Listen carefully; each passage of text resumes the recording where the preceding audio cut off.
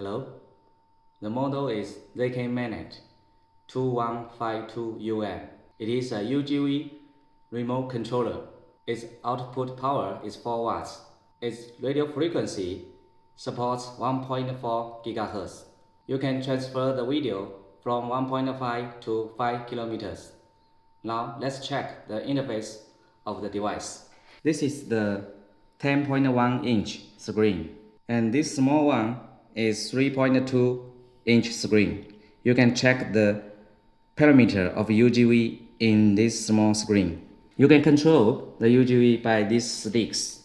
This is the emergency stop. You can check the battery of the remote controller. Thank you.